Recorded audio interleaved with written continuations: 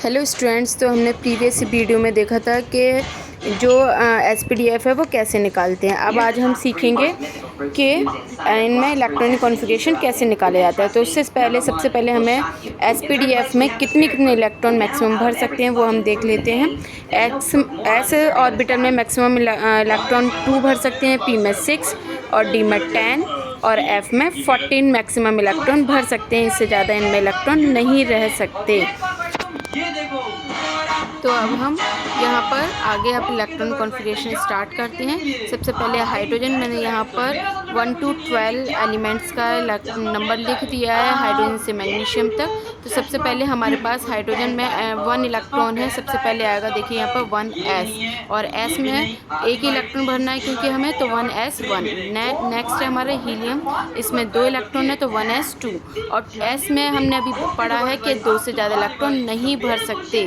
तो ये लिथियम में हमें 3 इलेक्ट्रॉन भरने हैं। तो सबसे पहले 1s2, और 1s2 के बाद अब यहाँ पर आएगा 2s1, क्योंकि 1s after 2s will come. तो 1s2 देन 2s1, 2 and 1 3। तो मैक्सिमम 3 इलेक्ट्रॉन हमें भरने हैं। तो 3 इलेक्ट्रॉन हो चुके हैं। और बेरिलियम में भरेंगे अब हम 4 इलेक्ट्रॉन। तो सबसे पहले 1s2 देन 2s2, क्योंकि हमें 4 टोटल इलेक्ट्रॉन भरने हैं। तो 2 और 2 4।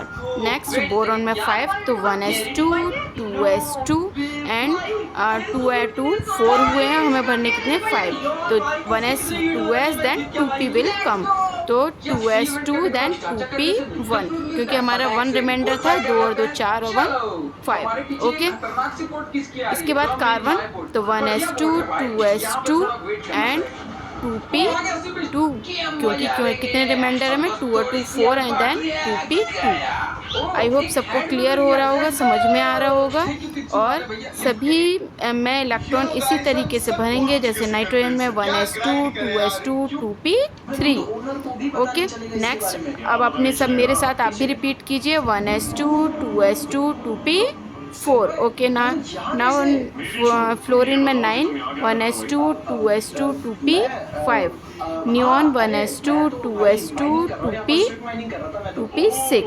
ओके, क्योंकि यहाँ पर हमें इलेक्ट्रॉन को भी काउंट करना है और मैक्सिमम कितने इलेक्ट्रॉन इसमें रह सकते हैं वो भी देखना है। जैसे सोडियम में हमें 11 इलेक्ट्रॉन भरने हैं। तो 1s2 2s2 2p6, तो 10 इलेक्ट्रॉन हो चुके हैं यहाँ पर।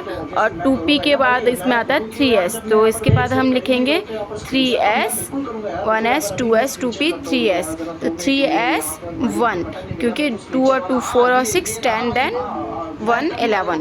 ओके, ऐसे ही मैग्नीशियम है। इसी तरीके से हम सभी इलेक्ट्रॉनिक कॉन्फ़िगरेशन, चाहे वो मैग्नीशियम का हो, एल्यूमिनियम का हो, या किसी भी एलिमेंट का हो, आप s block, p block, d block, f block, सभी एलिमेंट्स के इलेक्ट्रॉनिक कॉन्फ़िगरेशन इसी तरीके से निकाल सकते हैं।